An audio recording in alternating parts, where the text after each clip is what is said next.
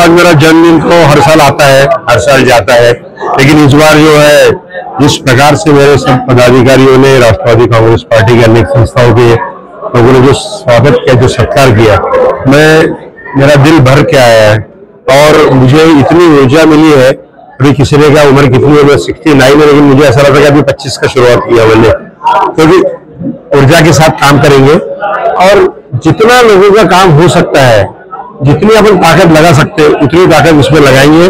सरकार जरूर हमारी है, हम सरकार में जरूर हम है, लेकिन कोई भी समस्या रही तो हम अपनी सरकार से भी लड़ने की ताकत हमारी सब महिला शक्ति के साथ में हम रखेंगे और लोगों के प्रॉब्लम सॉल्व करेंगे। और आज आप देख रहे हैं जब से हम आए हुए हैं तब से day by day to day अलग अलग पार्टियों से लोग यहाँ पे एंट्री कर रहे हैं। इसलिए मुझे एक ही राज है, मेरा कार्यकर्ता पदाधिकारी उनको कोई सैलरी नहीं देते तो उनको कम से कम माँ के दिल से रखना चाहिए। कम ज्यादा हुआ तो और अगर गुस्सा करके कर्मचारी को गुस्सा करके तो रहता नहीं है, प्यार से रखो तो सब नजदीक आते हैं। और मैं वही प्रकार से काम करूंगा कि सभी कार्यकर्ताओं को, सभी पदाधिकारियों को दिल खोल के प्यार से काम करूंगा, उनकी समस्या छुड़ाने का कार्य करूंगा। पार्टी ने विश्वास जताया है आपको और उस कार्यकर्ताओं की नाराजगी थी तो उस कार्यकर्ताओं को नाराजगी कैसे दूर करेंगे? मेरी नाराजगी को दूर करना 2 मिनट का काम है जी। आप मेरे सामने लाओ, 2 मिनट लगता है मेरे को, क्योंकि चाय सुबह चाय के साथ बैठा दूंगा, नहीं तो शाम को बैठा दूंगा, नाराजगी दूर हो जाएगी। और इसलिए बोल रहा था मैं अभी हस्ती में भूल गया, अच्छे कार्य करेंगे, लोगों का दिल दुखेगा नहीं। और आपने जो कहा कि जो नाराज है, नाराजगी उनकी भी दूर करेंगे। और मेरे ख्याल से ऐसी कोई नाराजगी नहीं, अनेक पक्ष पार्टियों से लोग यहाँ पे आज आए हुए हैं। आज करीब 100-150 लोगों ने एंट्री की है। कल पश्चिम नागपुर के शिवसेना उप प्रमुख ने भी एंट्री किया करे, दक्षिण नागपुर के, तो लोग आ रहे। इसका मतलब ये है कि अभी उनको कुछ हमसे लगता है कि हम अच्छा काम कर रहे होंगे, हमारी टीम के लिए बारे में उनको कुछ अच्छा ही लग रही है, लोग आ रहे हैं और इनका स्वागत है, उनको साथ में लेकर आगे बढ़ेंगे। तो चुनाव में क्या रणनीति रहेगी? आने वाले चुनाव में हम यूपी में हैं, सरकार में हमारा सम्मान जहां तक रहेगा वहां तक हम यूपी में सबके साथ है, लेकिन सम्मान छोड़ के हम कोई काम नहीं करेंगे, चाहे कुछ भी हो जाए। तो बस, और एक बात आपको बता देता हूँ, आज तक राष्ट्रवादी कांग्रेस पार्टी में बड़े बड़े नेता अध्यक्ष रहे, अनिल देशमुख साहब रहे, बंग साहब रहे और भी रहे, गिरीश गांधी साहब रहे, जिनके नेतृत्व में एंटर किया था। उन्होंने जो उनके एक्टिविटीज में जितने नगर से चुन के नहीं आए, उससे ज्यादा चुन के अगर नहीं लाऊंगा ना तो मैं पद छोड़ दूंगा।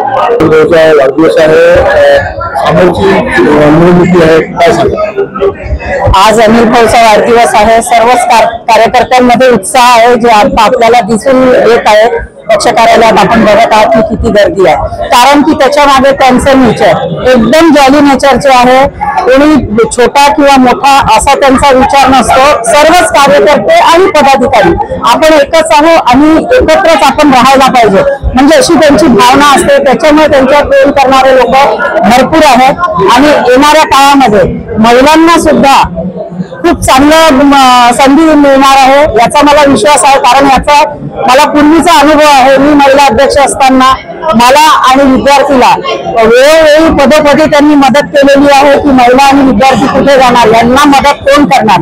म्हणजे असा विचार करणारा मनुष्य तुम्ही एकच आहे, मी कशाला कोणाला मदत करू असं न विचार करता स्वखर्चाने जे लोकांना मदत करतात, लोकांच्या समस्या दूर करतात आणि येणारे जे कोणी अश्रू घेऊन येतात त्यांचे अश्रू पुसण्याचं काम अनिल भाऊ अहिरकर करतात। त्यांनी आजपासून नाही तर गेल्या अनेक म्हणजे 91 पासून मी भाऊला ओळखतो। आज 35 वर्ष होत आहेत। 35 वर्षाचा सहवास आहे त्यांच्या घरापर्यंत। आई बहिणी म्हणजे सगळ्यांशी, तर त्यांच्या घरातली आई सुद्धा तितकंच प्रेमळ होत्या, बहिणी पण तशाच आहेत आणि भाऊ सुद्धा तसेच आहेत।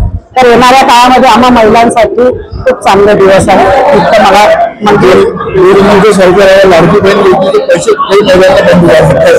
मग त्याच्यामध्ये काय झालेलं आहे, मी माझ्याच लक्षात असं आलेलं आहे की नवरा कॉर्पोरेशन मध्ये काम करत आहे, नागपूरचीच गोष्ट सांगते मी, आणि त्याची पत्नी पैसे घेत आहे देत आहेत आणि ज्यांच्याकडे काही नाही, सरकारी नोकरी नाही, तशा महिलांचे पैसे बंद झाले आहे.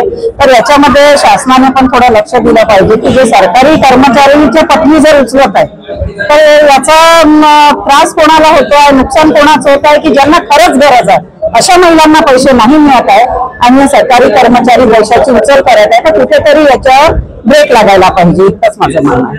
वाढदिवसाच्या खूप खूप शुभेच्छा देते. त्यांना निरोगी दीर्घायुष्य लाभो अशी ईश्वराची प्रार्थना करते.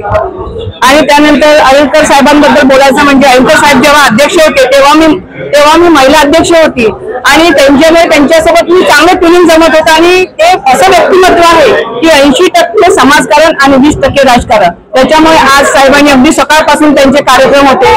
गणपतीची टेकडी असो, जागा हॉस्पिटलला गेले, अनाथ मुलांकडे गेले, तिथे खाऊ वाटप केलं, गणपतीच्या टेकडीवर गेले आणि मोठा तासबाग, म्हणजे सर्व धर्म समभाव आणि सगळ्यांना सामावून देणारे असे आमचे अय्यंगार साहेब आहे. त्यांच्याबद्दल जेवढं बोललं तेवढं कमी आहे.